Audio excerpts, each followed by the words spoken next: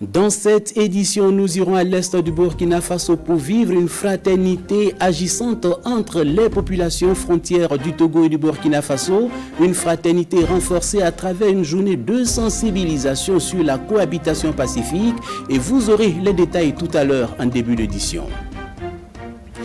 Nous ferons une escale sur la route nationale numéro 12 par Kamti, frontière Côte d'Ivoire, longue de 240 km. Et 16 ans après la réception de la route, les allées et venues sont devenues plus qu'un cauchemar pour les usagers. Il est 19h à Ouagadougou. Voilà pour le sommet. Mesdames et messieurs, bonsoir et bienvenue à cette édition. Tout de suite, direction Pognowa-Conti dans la Compiègne, où à l'issue donc des travaux d'identification et de reconnaissance des bonnes frontières entre le Burkina Faso et le Togo, l'heure est présentement à la promotion de la cohabitation pacifique entre les populations frontières des deux pays. Alidou Badini et Issa Kanana de retour de l'est du Burkina. La coexistence pacifique, voilà le maître mot prêché ici à cette assemblée. D'un côté, les populations de Pogno-Tikonti en territoire burkinabé et de l'autre, celles de Pogno en zone togolaise. Les techniciens des deux pays sensibilisent et restituent ici les conclusions de leurs recherches. Des recherches qui ont consisté à l'identification et à la reconnaissance des bornes frontières entre le Burkina Faso et le Togo. Les frontières, et ça c'est une affaire d'autonomie, d'indépendance, de souveraineté, mais les populations qui vivent là-bas doivent toujours vivre en parfaite harmonie de part et d'autre des frontières. Nous venons les encourager à ce qu'ils continuent de vivre ensemble sans tenir compte de cette frontière qui va être réglée, dont les problèmes vont être réglés administrativement et politiquement. Je crois qu'elles ont compris et nous pensons que s'il y a difficulté, c'est souvent entre les États, mais très rarement entre les populations. Parce que chacun va à ses occupations librement. Il y en a qui sont au Burkina qui vont cultiver dans le Togo, des Togolais qui viennent cultiver au Burkina. Et depuis très longtemps, je crois qu'il n'y a pas de problème. L'objectif affiché, faire de cet espace frontalier une zone d'intégration et de cohabitation pacifique entre les populations des deux pays. En face, la réception est parfaite. Il accueille cette cérémonie avec beaucoup de joie, beaucoup d'enthousiasme, parce que cela va permettre le retour de la cohésion sociale, de la paix, et éviter que dorénavant les deux communautés se regardent en chaîne de faïence. Pour lui, il estime que c'est une victoire de fait qu'il y avait de velléité de retrait de son village par la partie togolaise. Donc il estime que bon, étant donné que ce n'est pas le cas, c'est pour lui une satisfaction. Et ce sont des populations réconfortées après ces échanges directs et à bâton rompu. Des populations qui prennent ici l'engagement de toujours cultiver l'union, l'entente et la cohésion entre toutes les communautés vivant le long de la frontière. Merci à vous, Issa Kanana. 10 jours pour évaluer l'étude nationale prospective Burkina 2025. Voici la tâche à laquelle s'est adonné à Bobo Dioulasso une cinquantaine de cadres de l'administration publique issus principalement du ministère en charge de l'économie et des finances. Une évaluation qui va permettre de jeter les bases d'une nouvelle étude pour les 25 prochaines années. Hassan Gourabou, Ali Traoré. Ils sont pour la plupart des cadres de l'administration burkinabé. Réunis ici à Bobo Dioulasso, ils évaluent l'étude nationale prospective 2025. Dans le cadre de la cohérence des outils de planification, le Burkina a mis en place une loi qui assure l'architecture de ces outils-là. Et une des précisions de cette loi est que pour le cas de ce que nous allons faire tout de suite, nous avons fait l'étude nationale prospective, que cette étude-là, à 5 ans avant sa fin, puisse être évaluée. 10 jours de réflexion pour voir ce qui n'a pas marché afin de mieux se projeter vers l'avenir. Et cet atelier a vu la participation d'une cinquantaine d'acteurs de l'administration. C'était un exercice pas très facile. Au début, on était assez enthousiaste. Et à la fin, on se rend compte que c'est une opportunité d'apprentissage pour nous. Parce que comme vous le savez, on n'a pas encore conduit une étude nationale prospective et je crois savoir que c'est la première fois qu'une telle évaluation se réalise. Une première donc sur laquelle le gouvernement fonde beaucoup d'attentes. Les attentes du gouvernement pour cette évaluation, on va faire une enquête au sein de la population pour comprendre leurs attributions concernant la mise en œuvre de l'étude.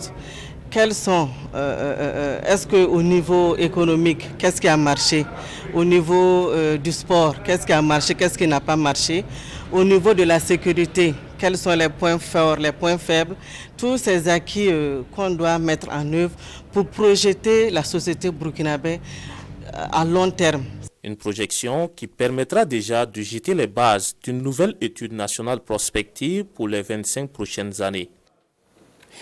Un atelier de restitution des résultats d'études environnementales et sociales pour la mise en œuvre du projet d'urgence de développement territorial et de résilience s'est tenu hier à Ouagadougou. Cet atelier vise donc à améliorer l'accès aux services sociaux de base et favoriser l'autonomisation des personnes déplacées internes. Nongbakouda à Addis Abeba.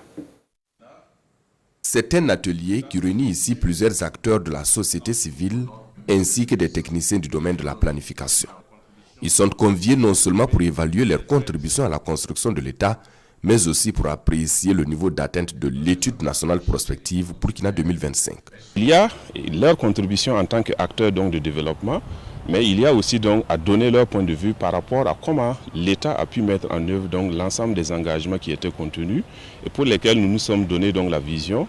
Ça veut dire engager l'ensemble des Burkinabés pour l'atteinte de cette vision telle que définie dans l'étude nationale prospective. À cette rencontre, les participants vont faire des analyses critiques, mais aussi des recommandations en matière de solidarité nationale, de consolidation du respect du Burkina Faso sur la scène internationale, de justice et de progrès. Il s'agit donc pour le Burkina Faso de se donner des ambitions pour réaliser ce que l'ensemble des Burkinabés aspirent pour les 25 prochaines années par exemple. La loi sur le pilotage définit effectivement que ce processus-là doit être conduit de manière à permettre à l'ensemble des parties prenantes. Tous les acteurs au niveau national doivent contribuer pour que ça soit une vision partagée. Les résultats et conclusions de ces travaux serviront à alimenter le rapport global d'évaluation de l'étude nationale prospective Burkina 2025. Une étude élaborée il y a une quinzaine d'années de cela avec la contribution de la société civile, rappelle le directeur de cabinet représentant le ministre de l'économie, des finances et du développement à cette cérémonie. Calvaire pour les usagers de la route nationale numéro 12, Pakamti, frontière Côte d'Ivoire. L'état de la voie de 240 km fortement dégradé. 16 ans après la réception, les usagers ne savent plus à coup donner de la tête. Les allées et venir relèvent donc d'un véritable casse-tête. Les pannes récurrentes des véhicules et même parfois des accidents. Voici le tableau que nous dresse ici Elvis Tuna et Romial Patristoé. Roufaï Daou était un usager de la route nationale numéro 12. En partance pour Dano dans la province du Yoruba, son véhicule est tombé en panne. L'état de la route aurait quelque chose à voir dans cette panne, selon lui. Bon, c'est le trou là qui a gâté mon véhicule. Sinon, c'est neuf même qu'on avait changé. Ouais. Qu'est-ce qui a gâté? C'est Roti. Qui a fait quoi? Qui a cassé. Roufaï n'est pas le seul à avoir remarqué l'état défectueux de cette route. Toutes les personnes que nous avons accostées sont unanimes sur la question. Quand on emprunte cette voie, on s'attend à tout, quel que soit l'état de votre véhicule avant de quitter de chez vous. Ça ressemble à tout sauf un goudron. C'est trop dégradé. Bon, la route, c'est vraiment mauvais. Ça ne va pas. En plus des retards, des pannes récurrentes sur la voie, les nids de poules constituent des causes d'accidents sur ce tronçon.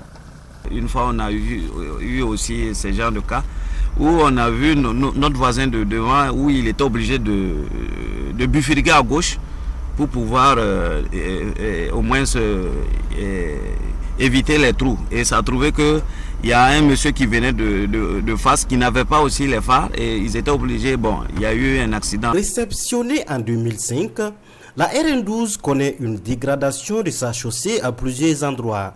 Les usagers de cette route nationale interpellent les autorités nationales en charge des infrastructures. On se demande vraiment pourquoi l'État n'essaye pas de revoir ces voies-là, parce que tantôt les usagers sont obligés de payer les taxes de péage, et dans le sens où on a l'idée où ils devaient refaire les voies aussi. En tout cas, moi je souhaite qu'on gère ça. Le gouvernement n'a qu'à voir à propos de la route là, n'a qu'à voir pour qu'on... Selon la direction régionale en charge des infrastructures du Sud-Ouest, des travaux d'entretien courant sont faits chaque année sur le tronçon. Elle rassure que d'autres travaux viendront davantage soulager les usagers. Parlons sport dans cette édition et allons vivre la finale de la 3e édition de la Coupe du député Noël Toé du Nayala.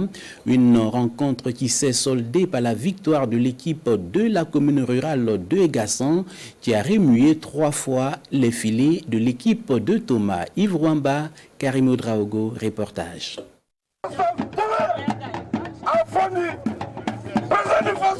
Une finale de la Coden, la Coupe du député du Nayala, Noël Rossan Toé, ici au stade Omnisport de Thomas.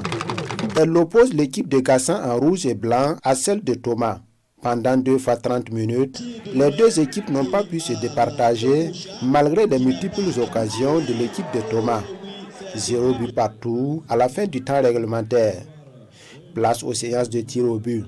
Dans cette épreuve, la détermination et la précision permettent à Gassan de réussir 3 tirs contre 1. On sentait la fatigue, mais on se disait que si on arrivait à la phase tir au but, on allait emporter la victoire. Vraiment, le titre adverse, en tout cas, ils n'ont pas démérité. Nous aimerons que, en tout cas, dans les années à venir, vraiment, que ça soit de façon...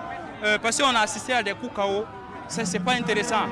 Que ce soit des phases de poule, pour qu'on puisse voir la prestation de tout et chacun, de chaque jeune, au moins pour leur donner une chance de sélection, pour qu'on puisse les voir dans des vraies équipes comme les étalons. Voilà. Nous avons perdu, mais nous n'avons pas démérité, parce qu'on a joué jusqu'au bout. On a eu des occasions plus que eux. Bon, c'est le meilleur qui gagne.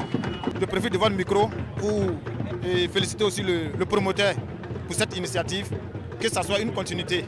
Débutée le 3 juillet dernier, cette compétition est à sa 3e édition et regroupe les équipes des 6 communes du Nayala. Elle vise entre autres la fraternité et la cohésion sociale de la population de cette province. Nous avons assisté ce soir à une très belle finale et les 2 équipes s'équivalaient, aucune équipe n'a démérité. C'est un canal aussi pour passer les messages de sensibilisation par rapport à la situation que nous vivons afin que la culture, la cohésion, le vivre ensemble, la fraternité puisse prévaloir au sein de la communauté au niveau de la province du Nayala. Merci à la population de Nayala, merci à tous les fils et les filles, aux autorités qui ont fait les déplacements, merci au président de l'Assemblée qui nous a soutenus de bout en bout pour cette édition. Merci au comité d'organisation. C'est vrai, il y a eu des difficultés, mais comme je le disais, nous saluons cet esprit de fair play qui met en avant le thème qui a été promu pendant cette édition qui est la cohésion, la fraternité et le vivre ensemble. Vainqueur de cette édition, Gassan repart avec 200 000 francs CFA, un jeu de maillot, un ballon en plus du trophée. Le finaliste malheureux, quant à lui, reçoit 150 000 francs CFA, un ballon et un jeu de maillot. Les 4 autres équipes sont aussi primées. Bravo donc à l'équipe gagnante. Voilà, c'est sportivement donc que se referme cette édition. Bien merci à tous de l'avoir suivi. Rendez-vous demain, 19h. Bonsoir.